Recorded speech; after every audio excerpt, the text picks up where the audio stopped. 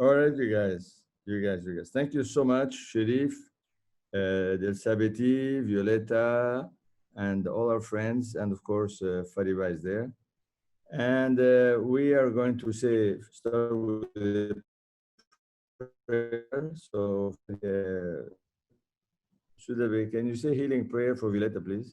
We have to Oh get our no, no, hostess here no. in shape soon. Okay, please. Um, Sudabe will say a prayer for you. All right, and then we get started. does it need to be a healing prayer? Because I chose a prayer specially for today, but Good.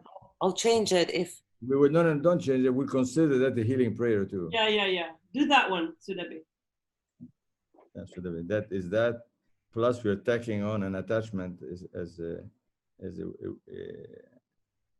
healing wishes. Go ahead. Thank you.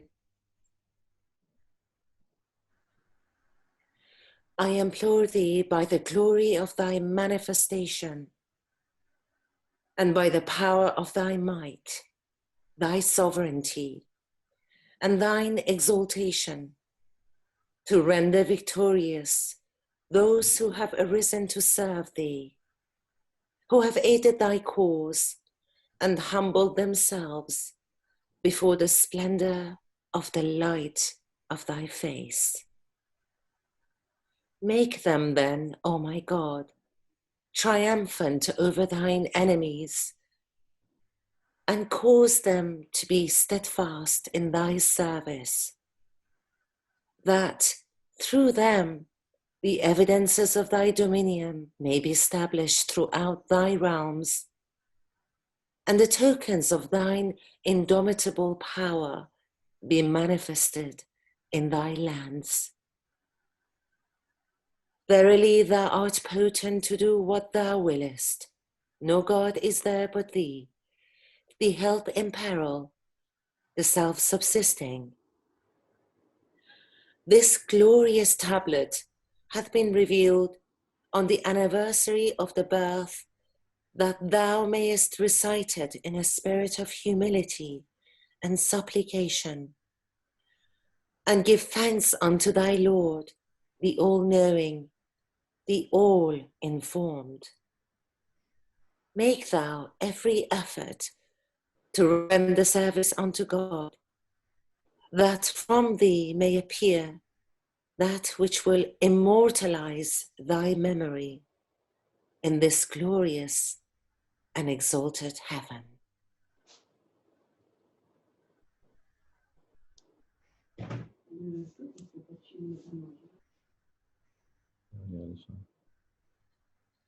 Thank you, Sudabe. All right, all you wonderful people. Um, before we start the stories of this particular Sunday, let me share with you a couple of one long quotation. You later will find the exact source that it's related to teaching and to praying. And I received it this morning from my brother Sharif. So let me just read it to you, and then we'll connect right away with today's stories. It says, one day the Guardian said to a prominent pilgrim in Haifa, "Do you pray?" "Of course, beloved Guardian, I pray every morning."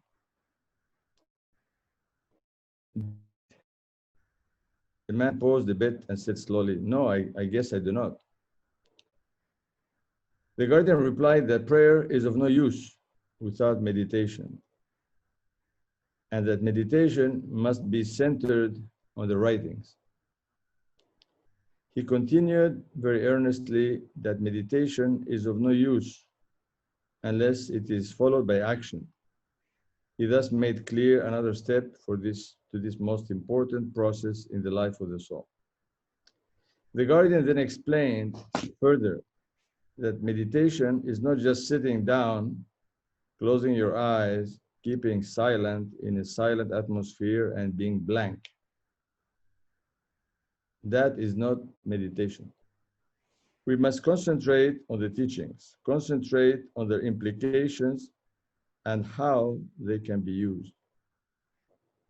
Prayer is of no consequence if it remains the murmur of syllables and sounds. Of what use is that? God knows already. We are not saying the prayers for God, we are saying them for ourselves.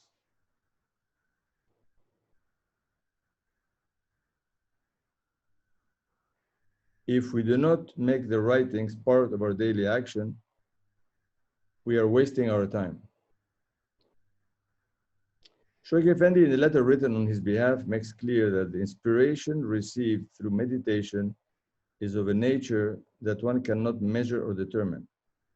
God can inspire into our minds things that we had no previous knowledge of if he desires to do so. In another letter written on his behalf, the Guardian emphasizes that prayer and meditation are very important factors in deepening the spiritual life of the individual, but with them must go also action and example, as these are the tangible results of the former. Both are essential. Voila. So this is for starters, and thank Sharif for sharing that. He sent it to me this morning. Very late at night for him, early in the morning. Thank you, Sharif.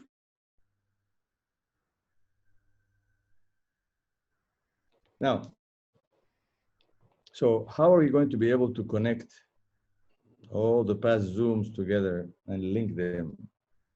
We're going to stay with the notion of humor and the laughter of Mr. Olinga. And we are going to talk about someone else. I hope you like these stories. They concern Janabi Khan.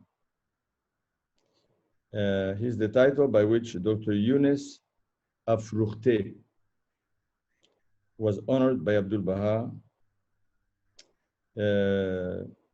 He was a doctor, his physician, his secretary for 9 years, 1900 to 1909. Never heard much of him, and I don't think I've even seen the book before. You may have seen the book called Memories of 9 Years in Akká. I'm going to get some stories from there that are really interesting. I'll tell you exactly once I read the bio, short bio from the translator. It says, Janabi Khan, titled by which Dr. Youness Afroukhteh was honored by Abdul Baha, was a writer, an interpreter, a wonderful poet, magnificent orator, a brilliant physician, and indefatigable teacher of the faith of God. He was also a first-class humorist. And it is this heavenly quality of wit and humor that infuses this volume with a mood rarely seen in a similar literature, and thus makes reading these pages such an interesting and delightful experience. Now, I'm going to do a lot of reading because I'm not going to summarize some of the stories. I can't. So my father, says the translator. The translator, by the way, is Riaz Masroor. My father had been a patient of this beloved servant of Abdul Baha, and used to tell me in my youth about him and the wonderful stories of his famous memoirs. Once gazing at a portrait of the beloved Janabi Khan, which my father kept in his study, I remarked that he looked so radiant that it was almost as if the picture emitted light. The observation seemed to transport my father to another place and time. His eyes glazed over and remained fixed on a far-off point in space as a wistful smile found play on his lips. After what seemed like a long pause, he said, "That is the light of Abdul Baha." Janabi Khan was at that threshold for 9 years. That is why the light is so intense. All this made my first reading of these memoirs much more meaningful. It was light writing about the sun, a physician describing the true healer. It was the utterly devoted lover writing about love personified.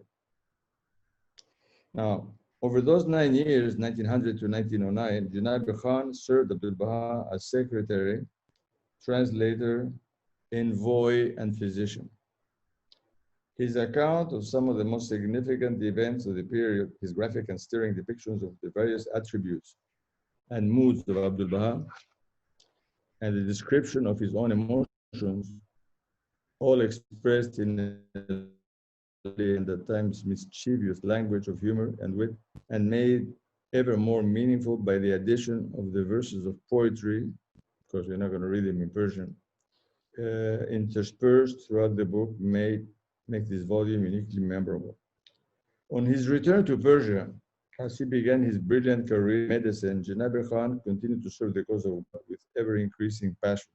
He described in his memoirs in some detail the teaching firesides he had at his home in Tehran in times when such activities could have spelled doom. In 1925, he traveled to the US, where he spoke at large gatherings and imparted to the friends in that region the light of faith and certitude he had absorbed from the Master. A few years later, he embarked on an extensive European tour where he not only introduced the life-giving principles of the faith of Baha'u'llah to many gatherings, but also was a living demonstration to the friends of the spirit of love and fellowship which flows from the practice of these principles. In a moving passage, and I will conclude here the introduction, in a moving passage from his wonderful memoirs, he recounts that once as he made his report to Abdul Baha of his visit to Paris, where he had been sent by the Master, the fact that he's among the French believers and his words to them seemed to have a deeply profound effect on them. Suddenly, Abdul Baha halted and turning his blessed face to me asked, "How many years have you been with us?" 4 years, I replied. "In these 4 years, you don't know what I have given you. You have no idea what you have absorbed from me."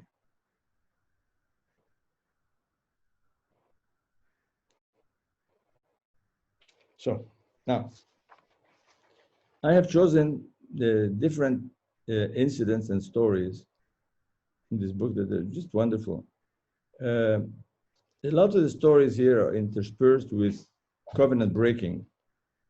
Actually, covenant breaking was something really horrible in those days. And of course, I'm not going to deal with covenant breakers in detail, but they're going to appear somehow here in this story. Now, let me just read you the introduction to this book, the preface to this first edition in 1952 by Ali Akbar Furudan, Hand of the Cause of God, who at the time when he wrote this, he was the Secretary of the National Assembly of Iran. It's interesting. First time you see his name with the title of Secretary of NSA. He says the following. He's trying to introduce this book to the readers. He says, "This publication of this book will no doubt bear many fruits. It will bring increased awareness to the friends of God of the significance of the divine covenant, the necessity of eschewing covenant breakers, and the deceit and treachery of this loathsome group. Further, it will familiarize young Baha'is who have not personally witnessed the upheaval of covenant breaking and have not encountered the seditious and corrupting deeds of these destroyers of the foundations of the faith of God with their malicious actions."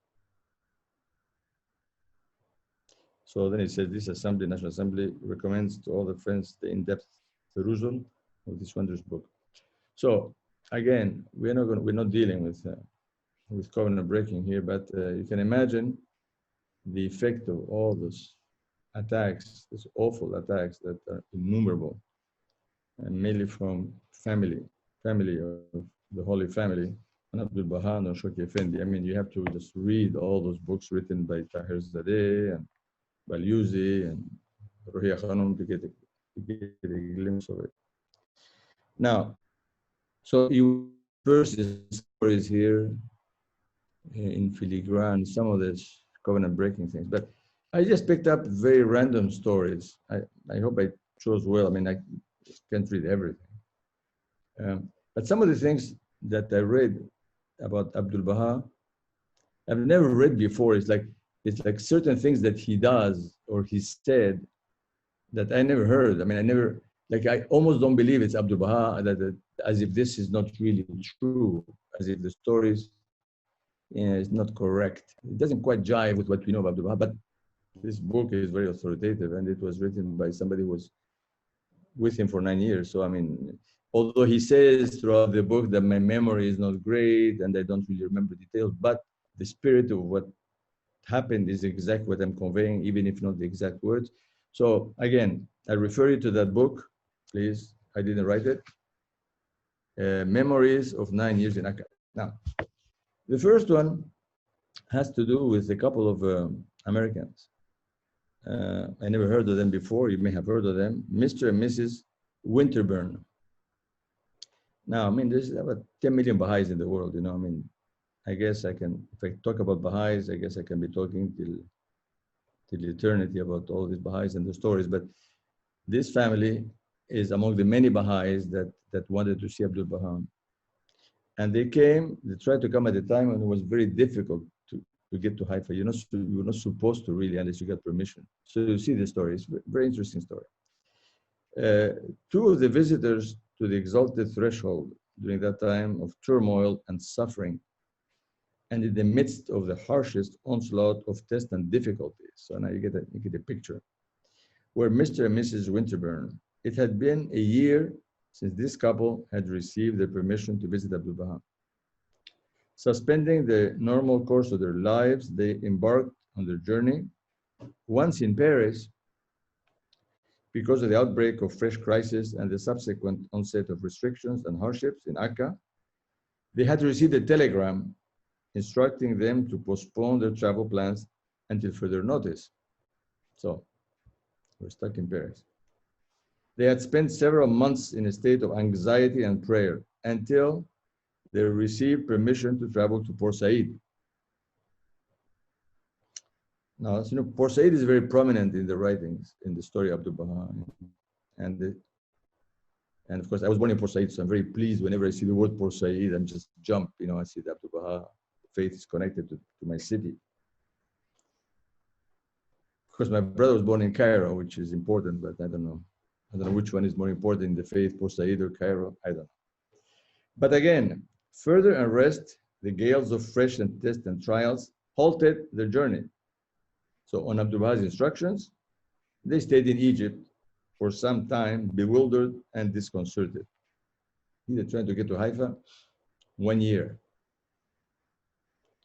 before they get there. At last, after a full year, permission was granted for them to travel, practicing much caution and prudence. They arrived at Akká and attained the presence of Abdul Baha at his residence. This was a time when the pilgrim house was totally deserted. Of course, when I tell you stories like this, I mean, in my mind, as a fan of films, you've got to close your eyes and just imagine yourself waiting in Paris for 9 months and 3 months in Egypt, and then crossing and then going to Akká, and imagine just walking down in dark. Dad, yes, ma'am. You have a surprise visitor today. You have your wonderful niece, Natalie Zein, joining you from Berlin. Oh, Natalie's there. Hi, Natalie. Can she hear me? I think. Can you hear me? Hi, Natalie. Wait. Hello. Hi. Can you hear me? Yes. Yes. Yeah, I'm nice glad to you, join you.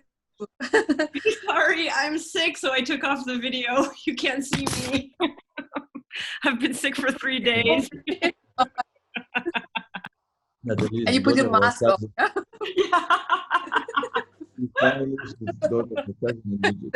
That nobody Wonderful to see you. Thank you. gets coronavirus. We're all there. And by the way, Susie is here. Okay, she's behind you. So Susie, say hi. Susie's coming to greet you because she cannot sit there without greeting you. Sorry. We're sharing the computer. Yeah. Okay. There. Hello, Pa. And Ruhia Khanum is with us again. Oh God, we're lucky. This Tommy. Ruhia Khanum is there. All right, you guys. So now we are back in Akká, walking down the streets. And close your eyes. I mean, in this COVID 19, we have to really use a lot of imagination and get out of our cities. So, so I said, well, they arrived at Akká and attained the presence of Abdul-Baha at his residence. This was at the time when the pilgrim house was totally deserted. Even Haji Mirza Haidar Ali had been sent to Ishkabat by the master, when they're building the temple. There remained only an old Zoroastrian Baha'i from Bombay with his 10-year-old child, who for some reason were unable to secure transportation to depart. So at that time, the hardships were so intense that even the daily comings and goings of the friends were carried out with extreme caution. Even the nightly gatherings at Abdul-Baha's Biruni reception room had been suspended. The arrival of these two guests was so secret that not even the resident Baha'is were aware of it. Mrs Winterburn was housed with the ladies of the household, and Mr. Winterburn was given a small room. A pilgrim who had endured so much pain and agony to achieve his heart's desire obviously had great appreciation for the blessing granted to him. He hardly even ever left his room and spent much time in prayer and meditation. He committed to memory everything he observed and wrote down all that he heard. In the presence of Abdul-Baha, he sat in a state of utter awe and wonderment while beholding the countenance of the beloved, and since he had endured much suffering in his year-long odyssey in Europe and Egypt, he became the recipient of much love and compassion. One day he asked me, "Is it possible for me to meet one of my Persian brothers?" I was quite moved by this request and gave him a not too definitive response. It just so happened that the old Zoroastrian Baha'i expressed the same desire to meet Mr. Winterburn. I left the issue open pending Abdul-Baha's permission. Happily, having secured the permission and with great caution and care, the meeting between the old man and his son and the Winterburns took place the next day. As soon as the old man in his long faded abba and dome-like hat, his black beard and unkempt, he reached the entrance of the room along with his child and was greeted by the American couple, there was an indescribable outburst of feelings. Cries of joy filled the room. Mr. Winterburn ran to meet the old man and embrace him while his wife took the child in her arms as tears of happiness flowed, and the meaning of the phrase, "East shall embrace the West," was truly demonstrated. In such a meeting, the social conventions and the ceremonies of introduction had no meaning or application, for in addition to the effects of their warm handshakes and loving embraces, their spirits were so united and their hearts so attracted that any word spoken by the introducer and translator would have been superfluous. There was no need to talk or translate. The one in pure Persian and with a Parsi accent repeated, "May my life be a sacrifice for you," while the other in English and with an American accent returned the sentiments with words of love and affection. So I had nothing to do. I just stood there and shared in the outburst of intense emotion until at last each wiped away the other's tears from his own face and they sat down. I asked Mr. Winterburn the reason for so much tearful emotion. He said, "The Parsis are the lost brothers as mentioned in the Holy Scriptures, and now they have been found." So I read to you a note about this Parsis business. Who are these Parsis? Having said this, he looked at his brother again, rose and joyfully shook his hand, and then returned to his seat. There was not much more to say. Whatever was necessary had already been said in a way which is sanctified above words and letters. After a few more minutes and further expressions of salutations of best wishes, the meeting ended. But for me, the memory of it shall endure forever, and the account of it in these pages shall, I hope, bring joy and inspiration to many hearts. Now, of course, I guess not much was said. Now, let me come back to the footnote about the Parsis. He says, Parsis, and I'm sure you all know this, but I didn't know. Parsis are Zoroastrians of Iranian heritage who fled the persecution of the Islamic clergy and settled in India and Pakistan from about the 8th century AD. The largest community of Parsis is in Bombay. The first Iranian Zoroastrians to accept the faith of Baha'u'llah already belonged to a persecuted minority. So you've got to see Tahirzade's book, The Revelation, Volume 3, pages 267 and 273, which I haven't had a chance to read. On these early conversions and also about the survival of pure Persian in the Zoroastrian community, in contrast to the present Persian language, which incorporates many words originally from Arabic. So you either speak Persian or you speak pure Persian. Now, the Winterburns describe this incident in their account of their pilgrimage, which took place February 5 to 11 in 1904. They said, while we were in Akká, there was also visiting Abdul Baha, a man from Bombay who had been a Zoroastrian. He was accompanied by his little son, a child of perhaps 11 or 12. He heard 2 Americans were there, and he begged to be allowed to see us because in the sacred book of the Zoroastrians, written thousands of years ago, it was prophesied that the new world should be discovered and that in the last days, people from this new world should meet with the people of Zoroaster, that they should meet in the worship of the same God in the same place. To him, it was the literal fulfillment of the prophecy, and he wanted to see us. He was a tall man with a great simplicity of manner, that simplicity that comes of great earnestness. He said, I cannot tell you how happy I am to see you or what my heart feels to meet you here. My words cannot express it, but I would give my life for you. He added that he would always remember having seen us. Neither shall we ever forget the meeting. So then, I mean, it may be redundant, but I want to read it anyway. It says, of their meeting with Abdul Baha, the Winterburns wrote in their own little book, we saw Abdul Baha every day at luncheon and at dinner. And some days he would come to us for a little while in the morning or for a few minutes in the afternoon. And once he spent a long time with us at night after dinner. Now just imagine if you guys were the Winterburns. I mean, I don't know if you can imagine being with Abdul Baha, sitting at dinner table and talking to him about what? You have to listen. I don't know what, he probably knows what you're thinking. At the table between courses or when he was not eating, he would talk to us, giving us the teachings, the proofs of his great manifestation. Always his words came with graciousness, his kindness and encouragement. And over again, did he impress upon us the necessity of service in the cause. For myself, I had not those great experiences of emotion that some visitors to his presence have been seized with. But a great peace fell upon my soul, a tranquility, and the surety took possession of me, such as comes nowhere else. That is the pervading atmosphere of the Holy House, a calm security that no cataclysm can shake, a love that encircles one that is expressed by every person there, a great love of service, of doing something for another, of losing oneself completely in the absolute love that comes only from God. The love shown us here, I can never forget. May God grant that I may be able to carry the message of it to others. All right. So now you heard a lot about the witch. I'm ready for you. Now,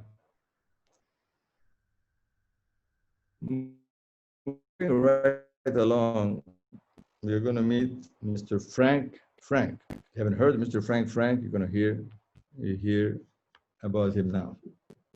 This is another of our American friends who visited Abdul Baha in the midst of these restrictions and hardships. His first and last names were an indication of his honesty and sincerity, truly befitting, for he was characterized by truthfulness and simplicity of conduct. Having accepted the cause and filled with love and anticipation, he decided to visit the Holy Land, like all these Baha'is. In Port Said, again the famous city, he had received the message of detaining him until further notice, couldn't move. The local neighbors Baha for permission, and it had been decided that he could come, but with great caution and vigilance. On his arrival in Haifa, one of the Christian troublemakers, an enemy of the faith, was the translator and guide for foreign travelers. deceived him by claiming devotion to the faith and firmness in the covenant, and accompanied him to Akká, functioning as his translator. When Mirza Nuruddin and I were in Abdul Baha's presence, the news was brought to this American pilgrim by the name of Frank, who had just arrived, accompanied by that deceitful spy. Abdul Baha was quite annoyed. He instructed me to go and attend to the traveler downstairs and send the troublemaker to me. I immediately found Mr. Frank, and after the exchange of loving greetings, I asked him, when you were in Port Said, did you receive any instructions regarding observance of caution when traveling from Haifa to Akká? Yes, I traveled with extreme care and prudence, he said. Where did you get to know this rascal? I asked. This man came to me as soon as I got here and greeted me with the Baha'i greetings of Allah Abha. He told me the latest news of the cause and asked after the health of many of the American believers by name and background. He even claimed that he had been awaiting my arrival for some time. Then he declared his devotion and obedience to Abdul Baha. He expressed his gratitude to him for having sent his children to school abroad, and added, we owe our whole existence to Abdul Baha. I asked him if he had any occupation other than this translation business, and he explained, here there is no freedom of the press, so with the help of Abdul Baha, I have started a small manual print shop where I print business cards, and so I promised to help him and brought him here with me. Everything that he has said is true, except that he has just left out the detail. He happens to be a deceitful man, a collaborator of the covenant breakers, and an associate of the enemies of the faith. I informed him in brief. I advised him of the situation in the Holy Land and explained the verse, do not believe everything you hear and do not trust all you approach. Indirectly, I awakened him to the fact that, as the poet says, so often does Satan appear in human form, do not shake just any hand that is offered. Once Mr. Frank realized that what had happened, he was very taken aback, but remained quiet. At this point, we were summoned to the presence of Abdul Baha, just as the deceitful guide was being dismissed from his presence. Once in the presence of the master, and while Mr. Frank was expressing his sentiments of humble devotion and servitude, I wondered by what heavenly strategy and celestial skill had Abdul Baha got rid of that insidious character. As soon as we left his presence, I found Mirza Nuruddin and asked, how was Mr. Guide thrown out? Whatever it was, he said, it was heaven sent, because he repented and promised never to approach any of the friends of God again. Here are the details. As he entered the room, Abdul Baha spoke to him sternly and warned him, what sort of deception and hypocrisy is this that you commit against your own religion? You're a Christian and receive an income from the Protestant society, and yet you betray your own faith by bringing Americans, travelers to me so I may invite them into the Baha'i faith. To them, you say negative things about me and you receive a salary for teaching your faith. But by guiding them to me, you betray your own conscience. Do you want me to write a few words which would cause your dismissal? Other words, in this vein. The guide was taken back. He began to tremble, grasped Abdul Baha, Abba, and said, oh, my master, I repent, I did wrong. Please don't take livelihood away. Very well, I forgive you in this case, but if you commit such an act of betrayal again, I will acquaint the Christian mission with the details of your activities, responded Abdul Baha. Then the guide swore that he would never again meet with any American Baha'i pilgrims or even approach them. So he was dismissed and run all the way back to Haifa. All right. Now, so let's go back to Mr. Frank for a second. And then Abdul Baha says, makes some quiet comments about what the Persian Baha'is have gone through, the test that they have gone through, that other people may go through, but not that. Story continues. Mr. Frank was given a small room upstairs and was offered hospitality at the dinner table of Abdul Baha. He had had no idea that he would be treated as a guest and receive so much kindness and attention. He whispered to me, I imagined that I would have to prostrate myself from afar, like visiting the Pope. approach on my knees and be dismissed after a short visit. And now I see that we eat at the same table. Since I never considered myself worthy of such a station, please ask if I may be excused. When I communicated this request, Abdul Baha showed him even more kindness and bestowed on him an even larger measure of his heartwarming attention and regard. In addition to the dinner table, which was his customary place and time of meetings, Abdul Baha summoned him on other occasions as well. Yet, while expressing himself with such utter simplicity and without any preconceived design, he used to say curious things and ask for odd favors. For example, he had purchased a small Egyptian silk rug to offer as a gift to Abdul Baha. As he presented it, he remarked, "I wish to make you a gift of this rug, but with the condition that whoever may in the future be the recipient of this gift from the hand of the master must be a Baha'i. I would not be happy if a non-Baha'i were to step on it."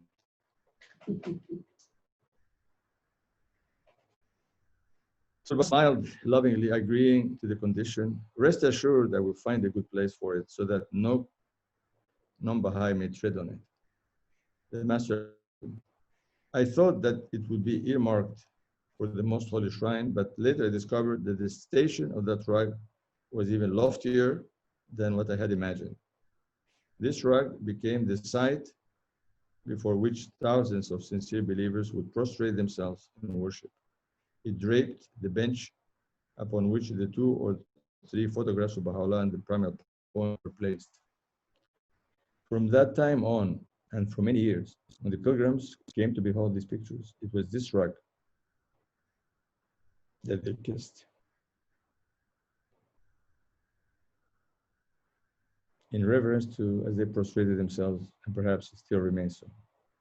In any case, the utter simplicity and true sincerity of this man brought joy to Abdul Baha.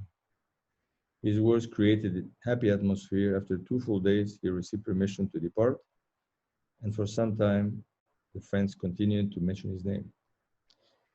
One night, when the master was remembering this man and praising his simplicity and inner purity, the late Akká said, "I see that the American friends have overtaken us Persian believers and have surpassed us in every service." Abdul Baha remarked, "From America, I await the appearance of a few people. Soon they will appear. And then he will behold unprecedented victories for the cause." And then he brought up a matter which he had repeatedly mentioned before. He said, now this is the matter that I was telling you about. Says the Persian friends have been tested, and therefore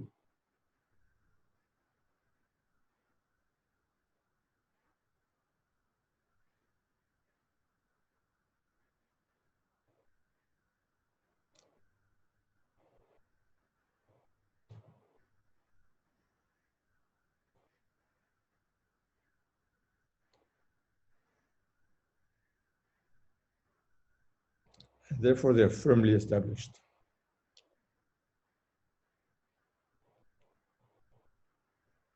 This will not happen in other places.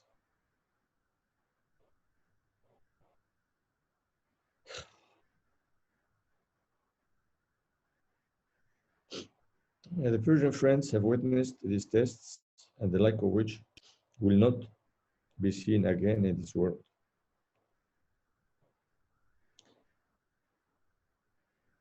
I'm not saying that the Western friends will not experience tests and difficulties. They may indeed experience the harshest tests in the realm of sacrifice and self-consecration. Like the Persian friends, be subjected to much such hardship and agony, since faith without test is not possible. Can I get a mushaf, please? Suzy, can I get a please? Sorry.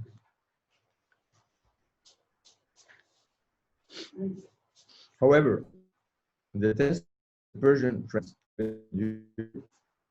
others in the world will not experience their like.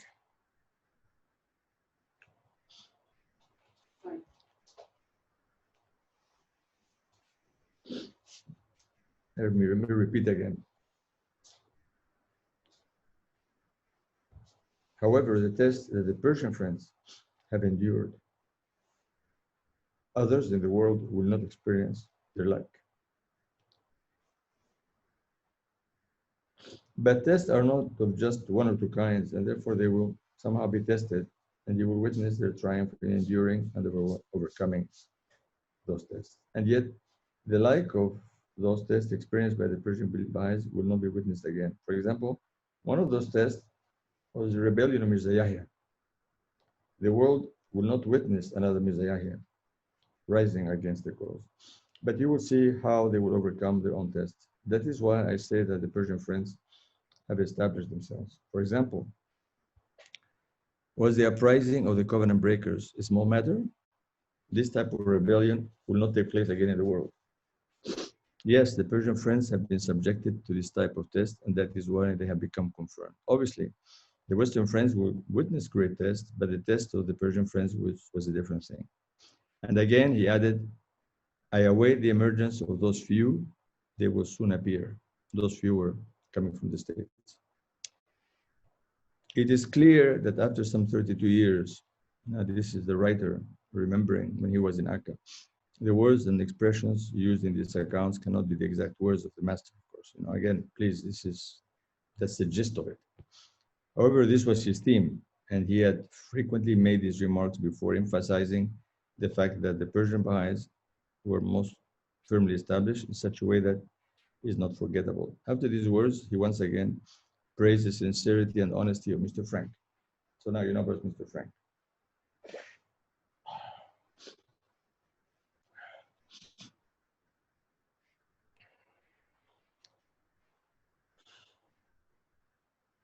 God, we must be lucky ones, you know. I was born in Port Said, so I get the blessings of Port Said. I have an American passport, so I get the blessings of the American passport. And my ancestors are Egyptians. My God, I'm really lucky.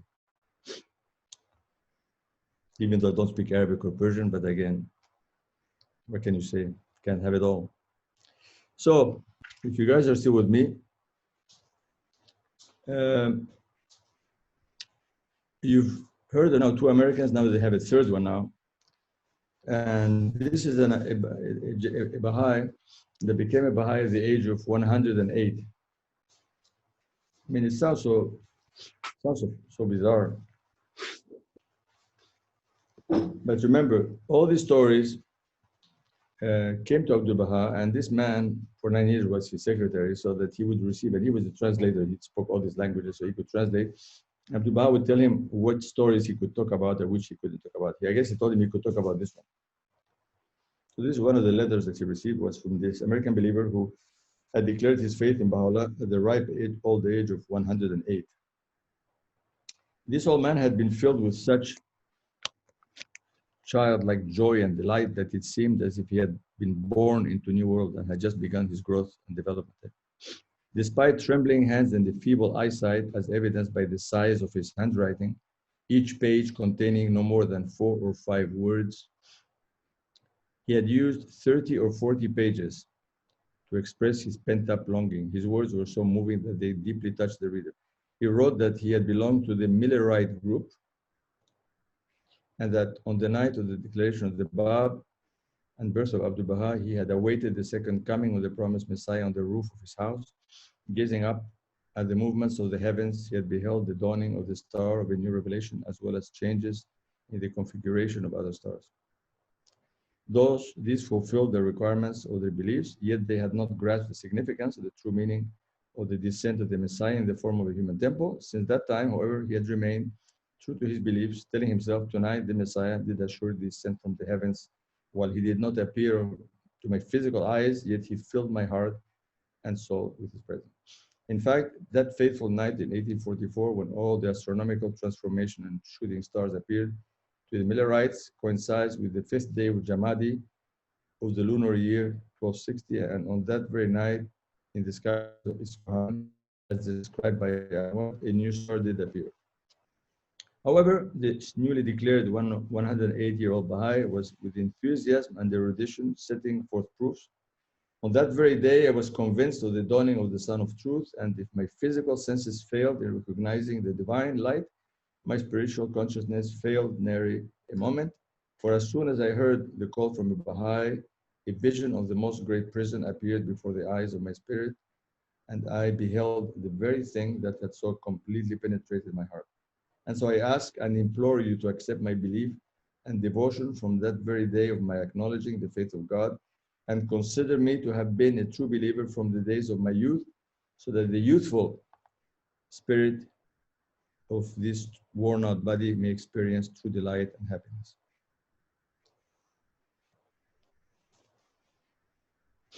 All right. Like I cut this story short. Now,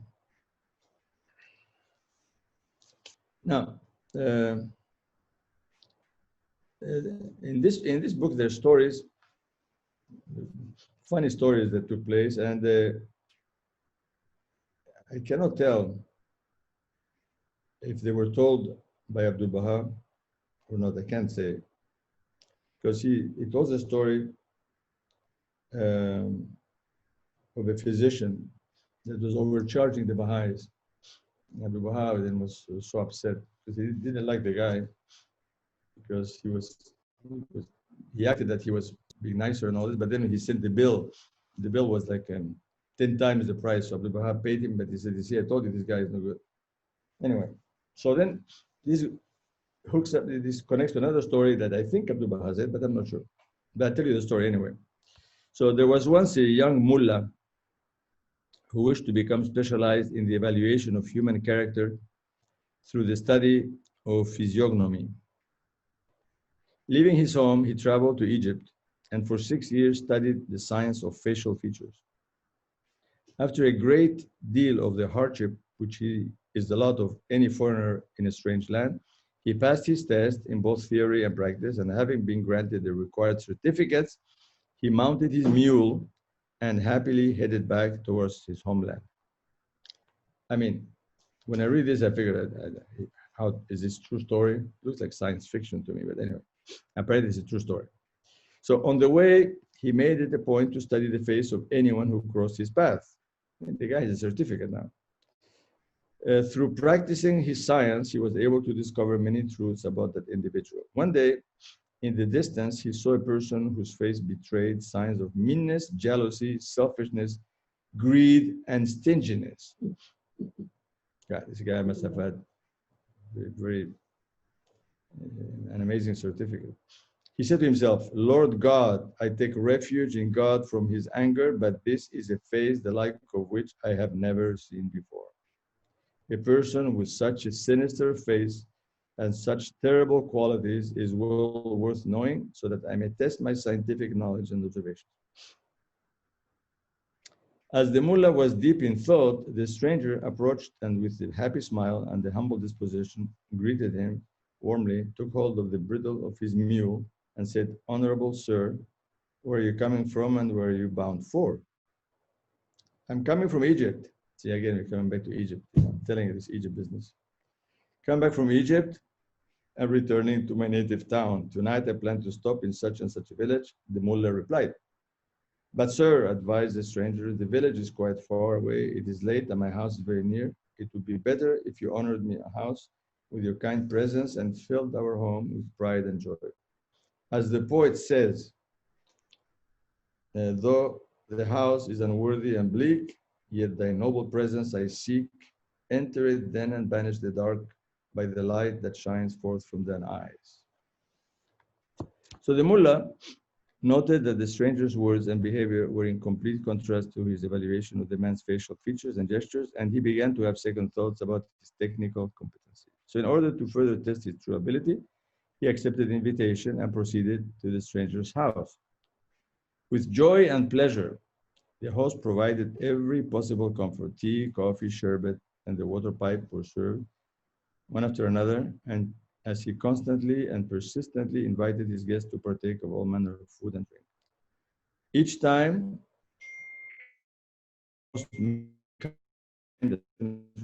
serving his guests, the mullah sighed deeply and said to himself, "I worked for 6 futile years specializing in a science which has ultimately proved false and useless. When the time came for dinner to be served, the mullah took a look at the variety of food for him and sighed again, thinking, I have made a huge mistake in not distinguishing a great, a generous man from a contemptible one. Hardly touching his meal, he spent the night in a state of misery. Next day, before dawn, he arose and prepared to take his leave. But the host expressed his dismay at losing the companionship of such a friend and insisted that he should at least remain for lunch, immediately providing all the means of comfort and pleasure. In short, after 3 days of this warm and kindly reception, the generous and even persistent hospitality, the guest finally persuaded his host with the decision to leave. The host groomed his guest's mule and prepared it for the journeys, and with great courtesy helped him mount. As he held the reins fast for the mullah to mount, he handed him an envelope. The mullah thought it was a gift to help him on the journey and exclaimed, "You should not have done this. What is it anyway?" "This is your bill," replied the host. "Bill for what?" asked the astonished mullah. The host, dropping his mask of deceit, frowned and replied, "You thought all this was for free?" The mullah, having coming to his senses, opened the envelope and gazed with horror at an itemized price list of what he had eaten and some of what he had not, totaling some 100 times the real worth of the services he had received. Of course, he had no such funds available, and so he placed the bridle of the mule with his saddlebag and his other belongings in the hands of his host and began to walk home, frequently kneeling down and praising the Lord. Thus, praise be God, those 6 years of hard work did not go to waste.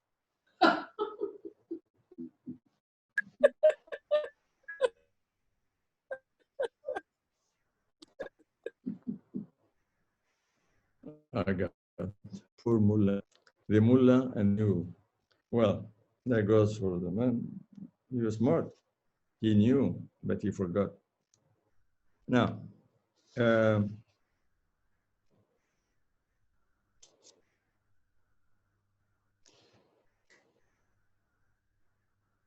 okay. This is a story of it's an Abba story, and it's funny how Abdul Baha was treated by this person and how Abdul Baha treated him.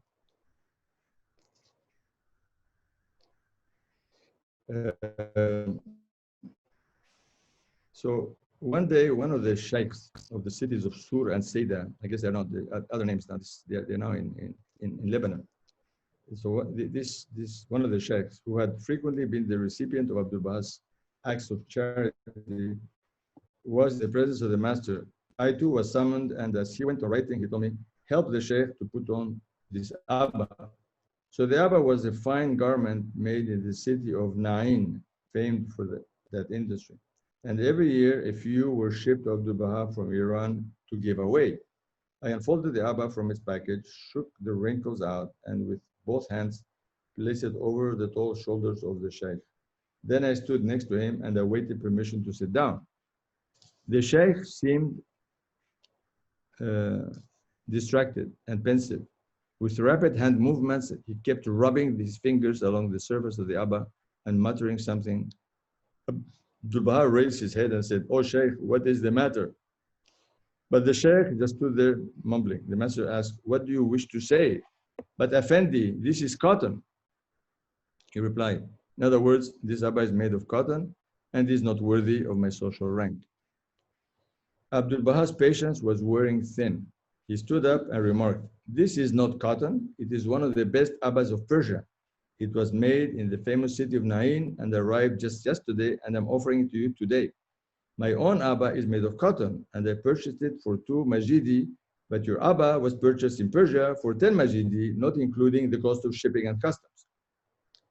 In making these remarks, Abdul Baha spoke with such an air of humility and melancholy that I was deeply moved. Again, he spoke, "You know, I'm not the one to wear the better abba and hand you the inferior one. Now come, let us make a test."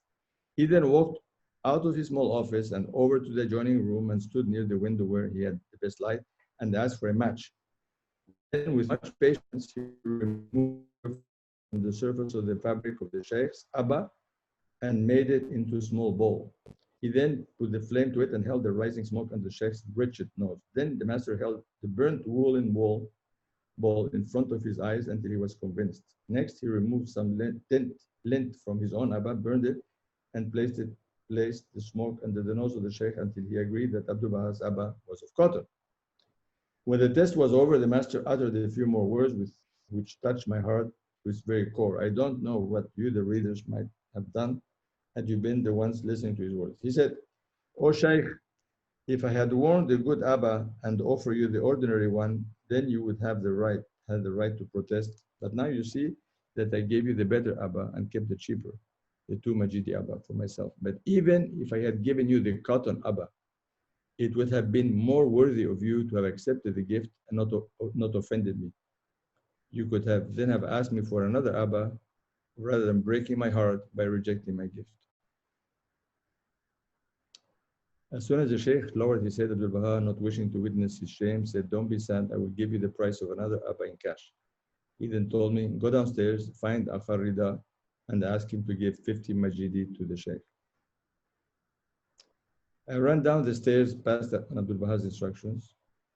I returned. The Sheikh was receiving permission to leave. Afterwards, the master told me, "You see what I have to put up with?" Then he added, "These are not my real concerns. My real worry is that this news might reach the ears of the covenant breakers, who would then find the poor man and fill his head with doubt and untruth, just to add to my cares." In fact, the matter did not end there, for what Abdul Baha had envisioned came true. The Sheikh received the Abba and the 15 Majidi and took his leave, but the covenant breakers did discover the matter. They found him and filled his head with stories, the nature of which I am unaware. The next day, he returned the Abba and the money to Akká Rida Khanat. Akká Rida reported the matter to Abdul Baha. The master remarked, "That is not a problem. Keep his trust for him. The Shaykh will regret his actions and will return for them." After a time, the Shaykh did in fact return contrite and regretful, and confidentially took back his trust from Akká Rida. Later on, whenever he attained the presence of Abdul Baha, he would always receive his share of Abdul Baha's charity and generosity. This is the true meaning of generosity.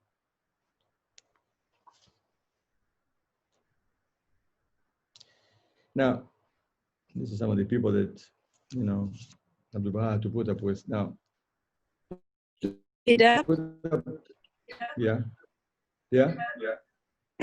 When at the end of the story he says, "This is the true meaning of generosity."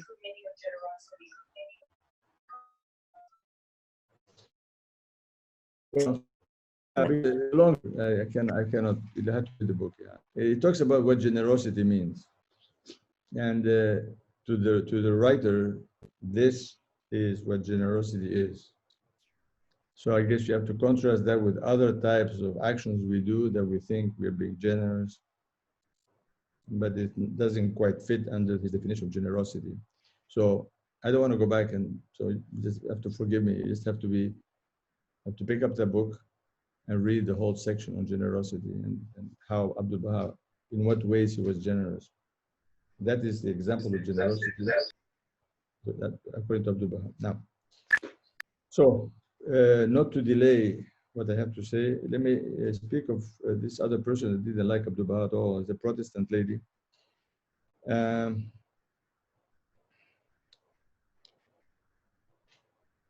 So, among the fanatical Protestant missionaries was an old woman known as Mrs. Ramsey.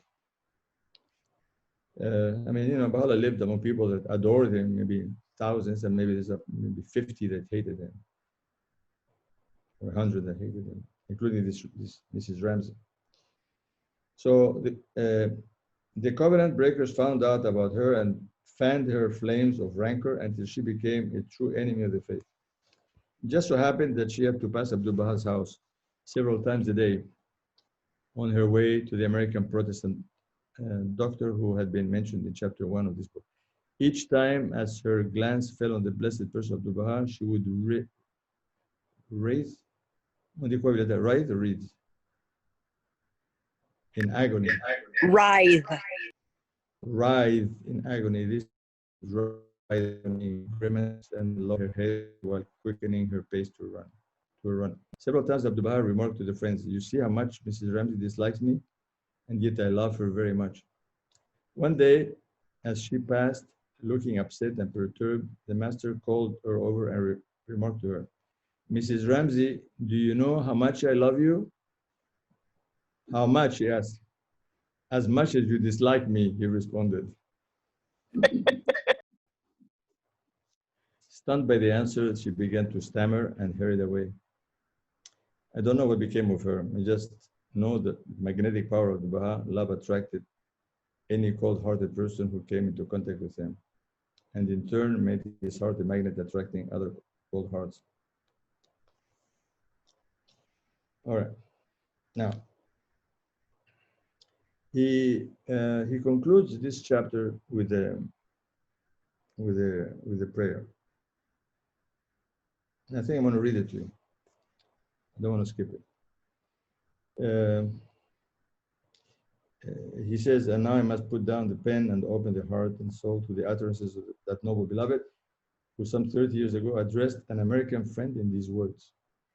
He is God, O thou who art attracted by the fragrant breezes of God. I have received thy recent letter, bearing thy sentiments of fervent love for Abdul Baha, thy trust in God, and the purity and sincerity of thy purpose in service to the cause of God. Thou hast well stated in thy noble letter the great need in those regions for love and fellowship between hearts and souls. This is but manifest truth beyond which there is not but error and perdition. Know thou of a certainty that love is the secret of God's holy dispensation, the manifestation of the All-Merciful, the fountain of spiritual outpourings. Love is heaven's kindly light, the Holy Spirit's eternal breath that vivifies the human soul. Love is the cause of God's revelation unto man, the vital bond inherent in accordance with divine creation in the realities of things. Love is the one means that ensureth true felicity both in this world and the next. Love is the light that guideth in darkness, the living link that uniteth God with man, that assureth the progress of every illumined soul. Love is the most great law that ruleth this mighty and heavenly cycle, the unique power that bindeth together the diverse elements of this material world, the supreme magnetic force that directeth the movements of the spheres in the celestial realms. Love revealeth with unfailing and limitless power the mysteries latent in the universe. Love is the spirit of life, and to the adorned body of mankind, the establisher of true civilization in this mortal world, and the shedder of imperishable glory upon every high-aiming race and nation. Whatsoever people is graciously favored therewith by God, its name shall surely be magnified and extolled by the concourse from on high, by the company of angels, and the denizens of the upper kingdom. And whatsoever people turneth his heart away from this divine love, the revelation of the merciful shall err grievously, shall fall into despair and be utterly destroyed. That people shall be denied all refuge, shall become even as the vilest creatures of the earth, victims of degradation and shame. O ye beloved of the Lord, strive to become the manifestations of the love of God, the lamps of divine guidance, shining amongst the kindreds of the earth with the light of love and concord. All hail to the revealers of this glorious light.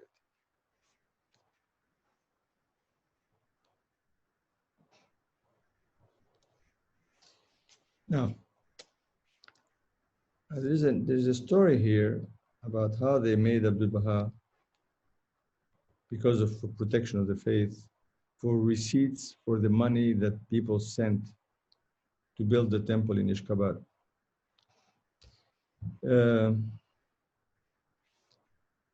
Several times I heard from Abdul Baha's lips when he was somehow indisposed words such as these: I have written to him only recently. He should open his chest and count the number of letters he has from me. The irony is that they do not obey my words. Indeed, a single word. People always write Abdul Baha asking questions, asking for favors. So the burden imposed on the person of Abdul Baha was beyond endurance. I mentioned one or two examples.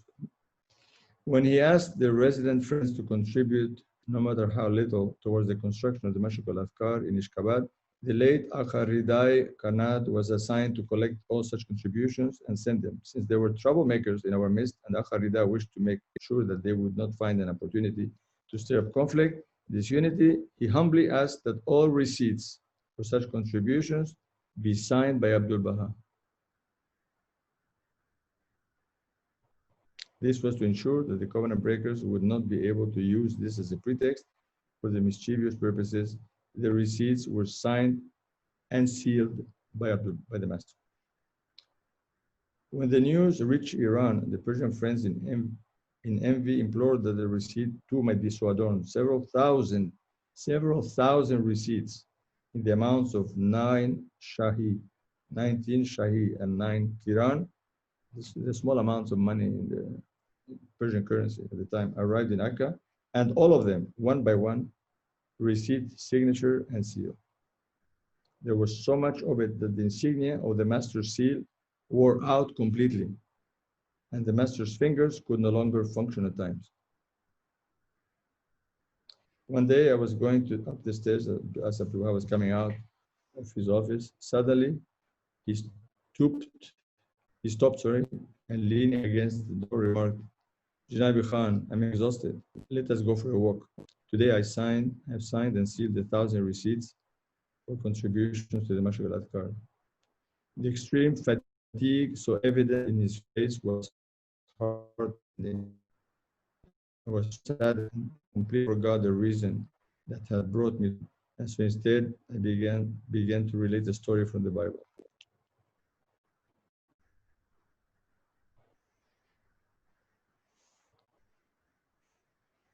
Okay.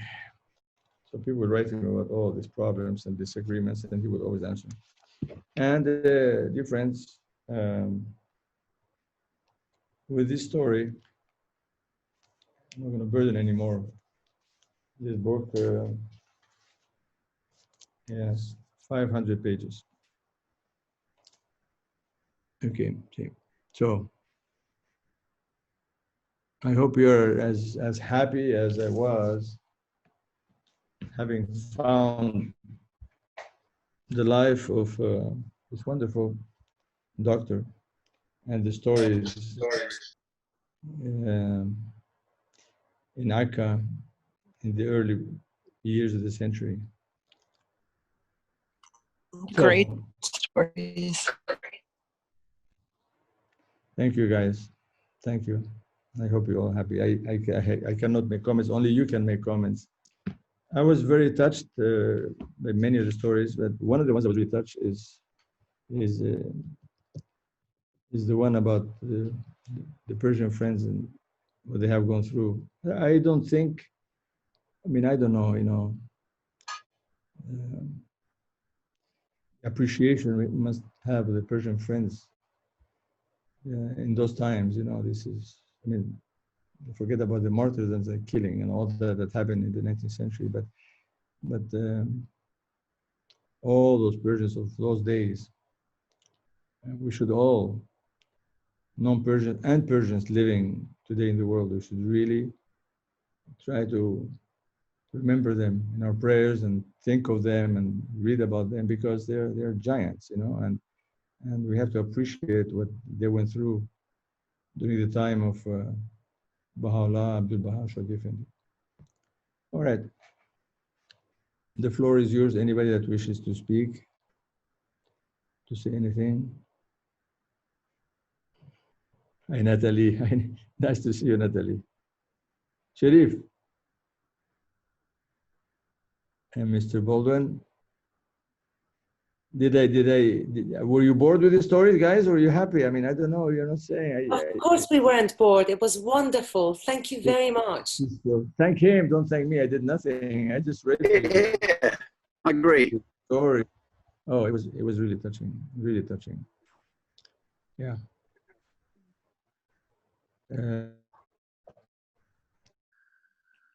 the stories of Abdul Baha, you never hear those kinds of stories, you know. There's so many people that have written about Abdul Baha, tons of people, so many books, and so many people, each one told, what's the name of this wonderful lady that wrote about Abdul Baha? She's in love with him. What's her name?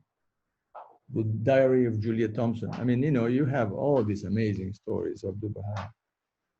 He has met so many hundreds of people all over the world, and many of them that got close to him wrote books about not only what he said or his talks, but about what,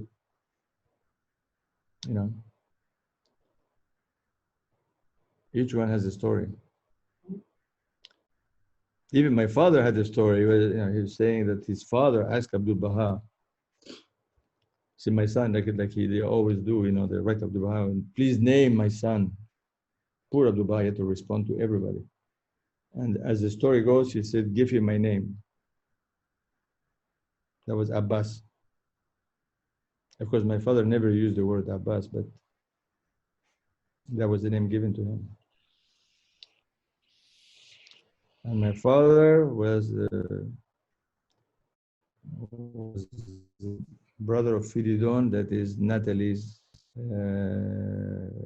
father of her father, her grandfather, I guess. Firidon, yeah.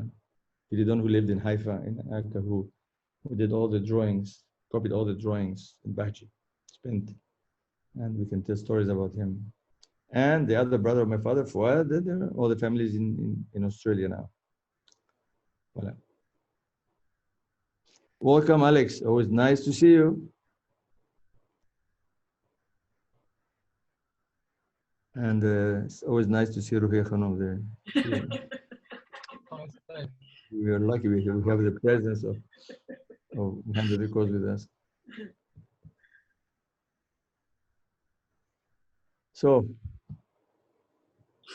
anybody wants to share anything? No, I'm not going to be able to participate much because I'm feeling very sick, but I just wanted to say that I really like, in the stories that you say, I really like people's reactions. They're not predictable, you know? Like the way that Abdul Baha reacts to things is never the way that you expect and never the way normal people react. And there's always something that you can learn from that experience, you know? Especially when when the man was complaining about the quality of the coat that he was given. And it turned into this very deep spiritual lesson about hurting people and refusing gifts and lacking gratitude. I thought that was very moving. It's, you know, these are the things we should expect from teachers, you know, and Abdul Baha teaches definitely how we should treat each other and how we should react to things. And I want to thank Sharif for the quote he gave me this morning, because this meditation business that we understand or don't understand is so important. You can't just meditate by having, what's this telephone ring? Like a blank.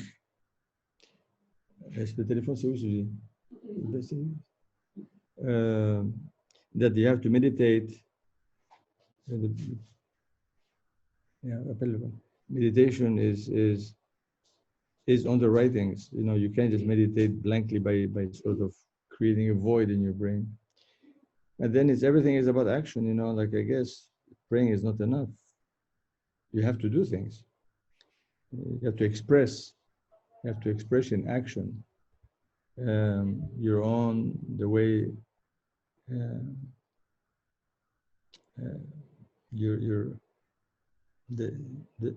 basically the love, you know, that tablet about love is so important, you know. We have to be very careful. We have in everything we do, we just have to express our appreciation for being created and how to be a source of good to others. You know, I mean, that's what faith is about. Faith is not about praying or singing or that kind of stuff. Praying is about working, and I said work is worship, and about expressing love. And we have to pay attention to details, you know, because life is made up of minutes and seconds, you know, a lot of them. And so you can't mess up, you know, you have to make sure that every minute, every you know, that minute is a good minute, that is minute is filled with good stuff as opposed to bad stuff. So the question is, when it says, but Allah says you have to bring to yourself to account every day, it means that you have to be honest. And you have to look at yourself, because Allah has removed from this faith authority from leaders, from individuals. Nobody is above anybody. We don't go through anybody. We deal with Creator directly. It's a personal thing, you know. You don't need to explain it to anybody. You don't need to summarize it. You don't need to say anything. You just don't go through anybody. So you just have to do introspection and see how you can better your life.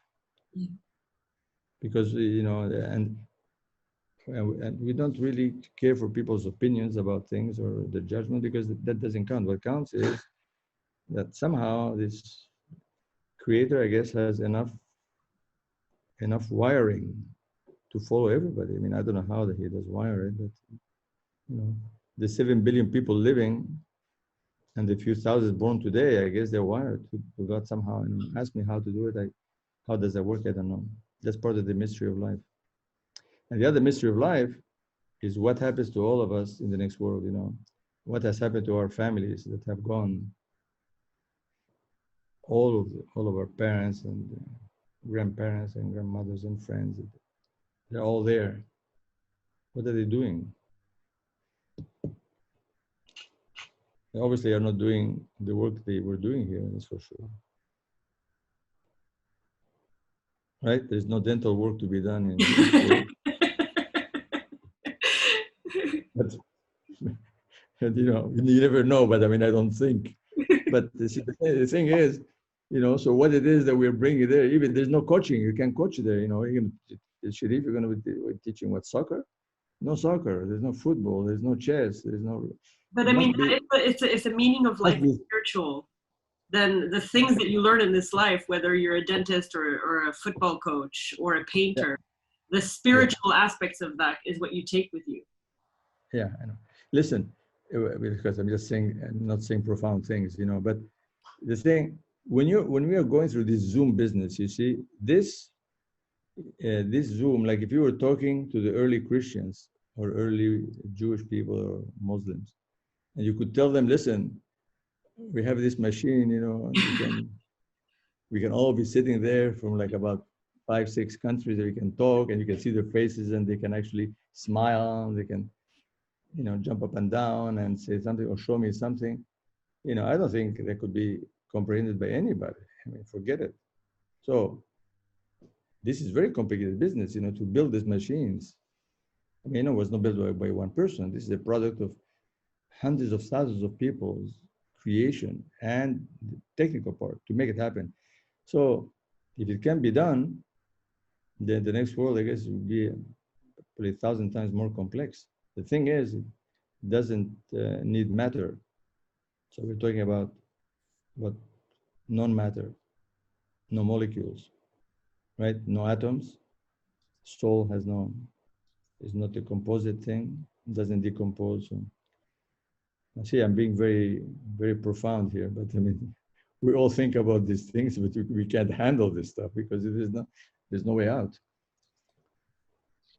But that's why the quotation is so important that Sharif shared, because we've got to stick our, you know, I mean, we have to think of love. I remember that tablet. I don't know if it is found somewhere else besides in this book, you know, this love. It's amazing. It's amazing prayer. Amazing, amazing prayer. You mean the one you read about love, revealed by Abdul Baha? That's in the selections of the writings of Abdul Baha.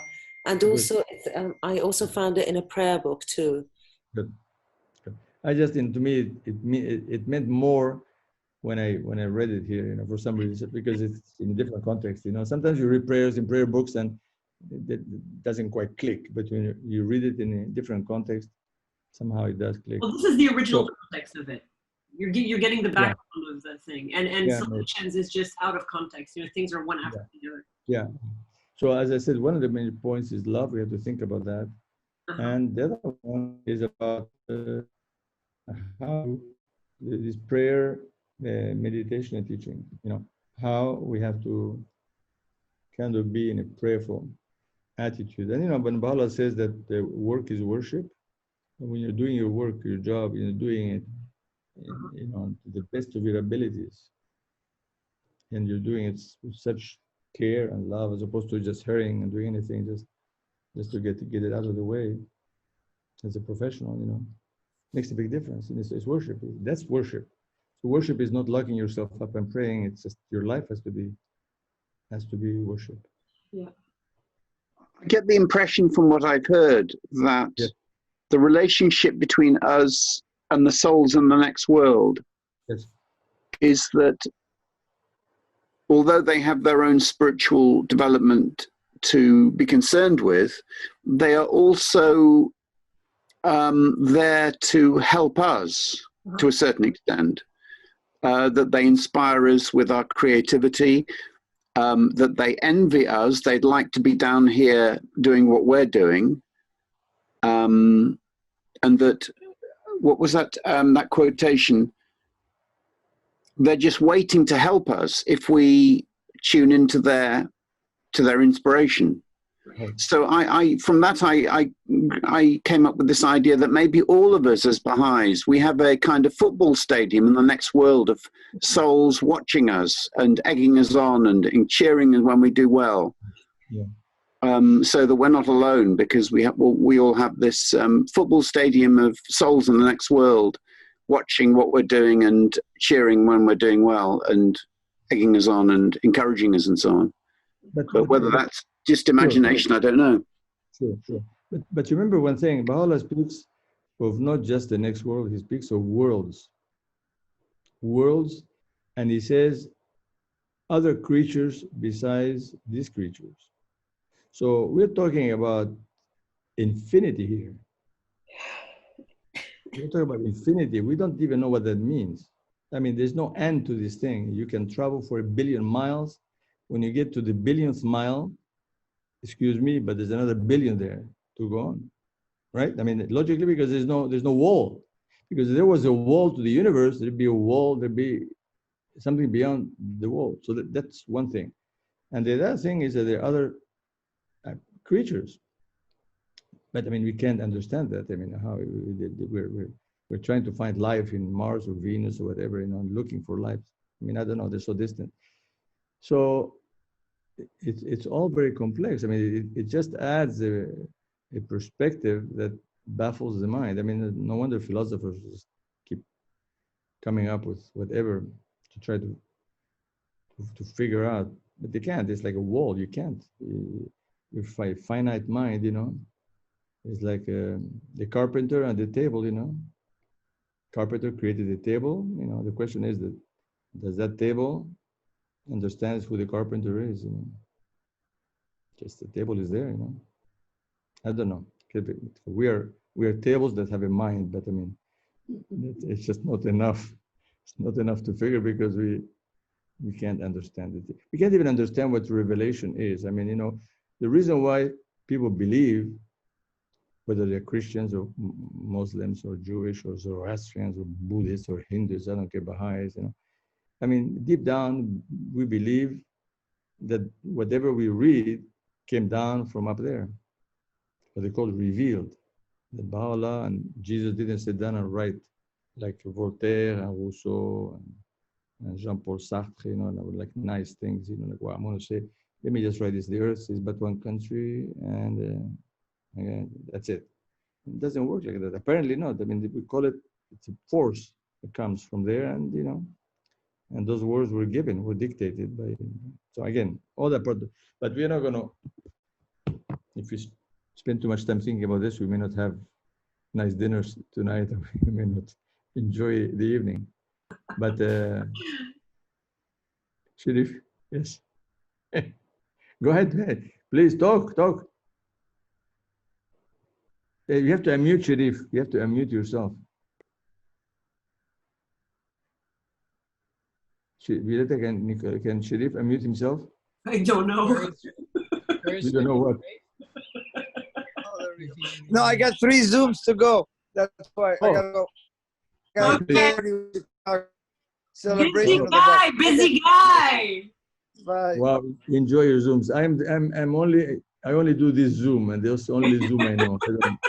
No, the other one is from Chicago, from the House of I don't Worship. care. I don't care from Venus. You know, I am attached to this Zoom and to these Zoomers here, to Pete and to Alex and to Fariba. These are my Zoomers, and now we have Natalie with us at this station. Natalie, poor Natalie. All right.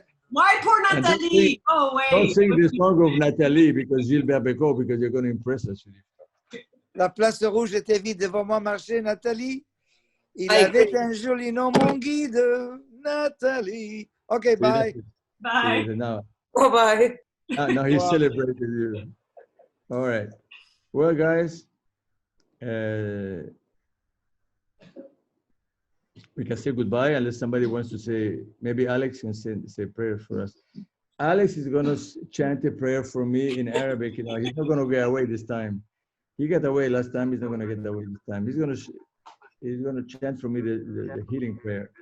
Listen, the healing prayer, my brother didn't hear you because my daughter is sick and we're Oh, going to Dad, heal. come on. Yes, you are sick. Oh, no, I'm not. Alex will say, are you okay? Can you do that, Alex? Yes. It's good. And pray for me that I find a nice story for next Sunday. We have to say prayers all week till I can find the story that will make you happy. Keep reading this book. We like this book. All right, perfect. Okay, I'll pray. go ahead.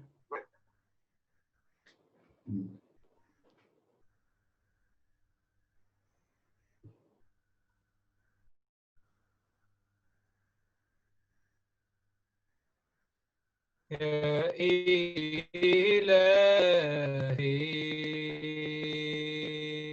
إلهي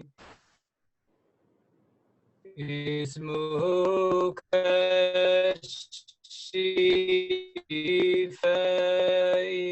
الشفائي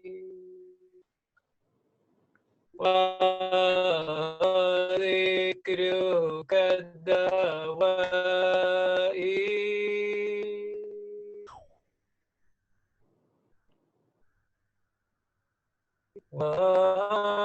وقربك رجائي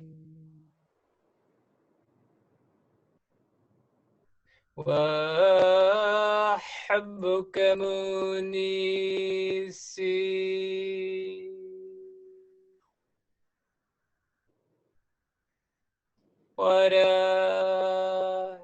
ورحمتك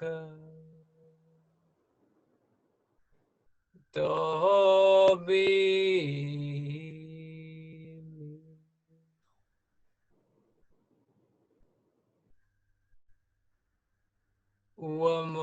ومعيني في الدنيا والآخرة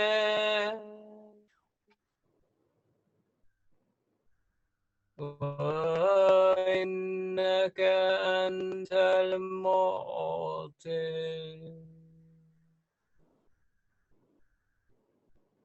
عليم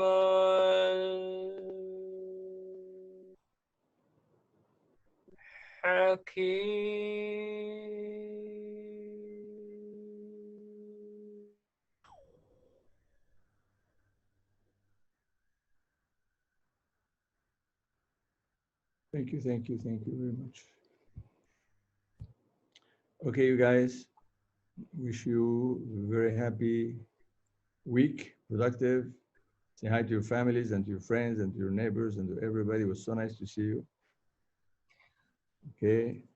Thank Bye-bye. you so much, Mr. Zein. Thank you so Allah much. Allah. See you Thank next week. Next week. Thank you so much. Happy holiday, everyone. Thank you, Yes, Mr. Zein, happy for another holidays. truly inspiring evening. Yes, thank you so much. Bibi. Bye, everybody. Enjoy the rest Bye. of your evening. Thank you, Bye. Kamal. Bye. Thank you. Bye, Eid Bye, al-Mubarak. Eid Nice to Mabruk. see you. you guys. Bye, Alex. Thank you for the prayer. Yeah. Thank you, Alex. Thank you, everybody. It was nice being part of it. Nice to meet you, Natalia. See you Bye. soon. Next week, next Sunday. Bye. Bye. Bye. Bye. Bye. Bye. Bye, Pete. Hello. Bye, Alex. Bye.